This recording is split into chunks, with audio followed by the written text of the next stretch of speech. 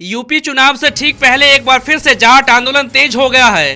केंद्र में आरक्षण की मांग को लेकर अखिल भारतीय जाट आरक्षण संघर्ष समिति ने केंद्र सरकार के खिलाफ मोर्चा खोल दिया है। बाकायदा यशपाल मलिक की तरफ से कहा गया है कि यूपी चुनाव में बीजेपी को वोट नहीं देगा जाट समाज। अगर सरकार नहीं मानती तो हम राजनीतिक निर्णय लेंगे।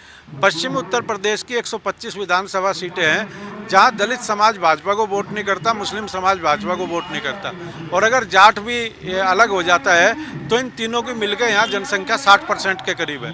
तो 40% पे कौन कौन चुनाव लड़ेगा भाई? तो ये एक बड़ा राजनीतिक भी हम लोग अपने धरनों पे कह रहे हैं कि अगर भाजपा हमारे साथ गद्दारी करती है, हमारे लोगों के साथ गद्दारी करती है, हरियाणा के जाट को न्याय नहीं मिलता, तो जाट समाज राजनीतिक निर्णय ले उत्तराखंड में, पंजाब में और उत्तर प्रदेश में।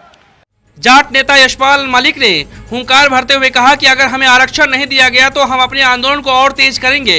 साथ ही भाजपा पर वादा खिलाफी का आरोप लगाते हुए कहा कि भाजपा ने जाटों के साथ धोखा किया है।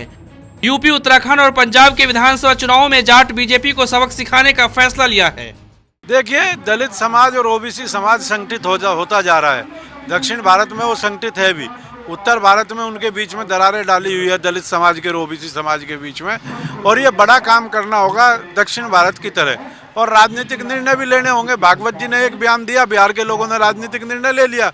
अगर वो इस तरह का बयान चाहेंगे तो फिर तो इस देश में सत्ता में पिछड़ों के, दलितों के बगैर, जिनकी आबादी टोटल 90% है, उनके बगैर इस देश में कोई राज नहीं कर सकता। जिस दिन वो संगठित हो जाएंगे वो इनकी चाल को भी समझ लेंगे।